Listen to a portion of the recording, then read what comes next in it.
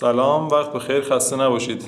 دوستان نمیخوام زیاد صحبت کنم که تایم ویدیو بالا بره. فقط اینو بدونید که شرط این که شما شامل ایردراپ اوورولت بشید این است که حتما 60 تا تراکنش داخل کیف پول اوورولت به ثبت برسونید. و این تراکنش ها هم چجوری انجام میشه؟ شما اول از طریق استیکینگ این توکن های تستی رو که روزانه این قسمت هر روز 10 تا کلایم میکنید که میاد این قسمت جمع میشه، اینجا که نمیشه اوور توکن، اینا رو میتونید این قسمت استیک کنید یا از استیک خارج کنید. این خودش یه تراکنش محسوب میشه.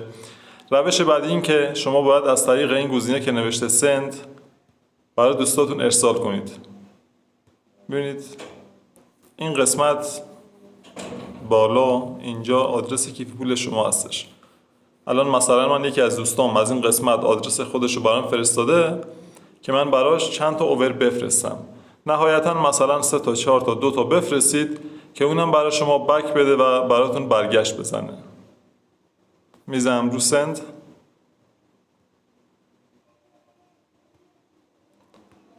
اینجا آدرس رو وارد میکنم، آدرس دوستامو که برام فرستاده.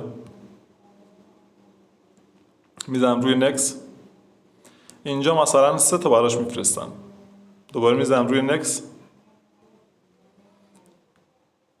ببینید این قسمت دوستان، این قسمت شما از سمت چپ به سمت راست انگشت میذارید و میکشید که تراکنش انجام بشه.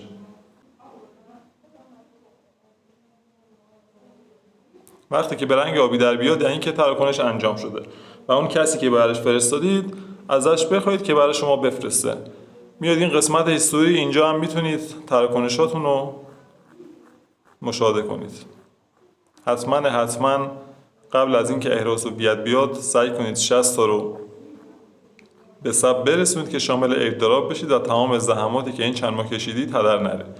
داخل گروه خودمونم که لینکش داخل بیو هستش میتونید عضو بشید و آدرس کیف پول خودتون رو بفرستید برای دوستاتون و اونا هم برای شما بفرستن.